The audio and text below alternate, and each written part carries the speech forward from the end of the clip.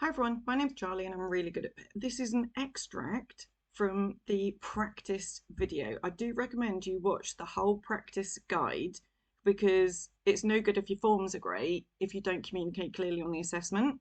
So I've taken this extract of how PIP can trick you from that main guide. Just so you understand, I'm referring to planning and following a journey, and with the understanding that the individual I'm role playing doesn't go anywhere new on their own, and I'm pretending to be Pip and then the person that's going through the assessment. It's a really good example of how they can trick you. Planning and following a journey. So this is never go anywhere new on my own. Every time I hold this up, I'm Pip. Okay. So remember, this is never go anywhere new on their own. Do you ever nip to the local shop? Do you ever like pop to the local shop just to get some bread or something? Not really, because I'm in a lot of pain, so I don't really go there. But what if you needed just like to get yourself some bread or something? Do you ever nip there on your own? I normally go with someone, but on the odd occasion, I might go to the local. I could go to the local shop if I need to. Okay, so you can nip to the local shop to get your bread. Yeah, if I needed to, but I don't really go. Okay, what about if you had to go to the hospital? How would you get there? I'd go with my friend always takes me because I'm just not confident on my own. I don't like mixing with people. I'm not confident in walking distances. It just gets really stressed. I get really anxious. Right, so, but you could go to the hospital. Okay, so what if it was a hospital that you hadn't been to before? My friend would go with me.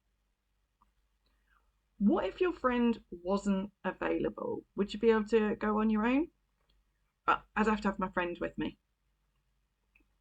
Say, for example, just for example, your friend's not available that day. Could you get a taxi? Well, I'd want my friend to be with me because I don't know where I've got to go. I don't know what the walking distances are. Yeah, but say, for example, that your friend's not very well, but it's a really important hospital appointment, so you need to go because it's really important for treatment.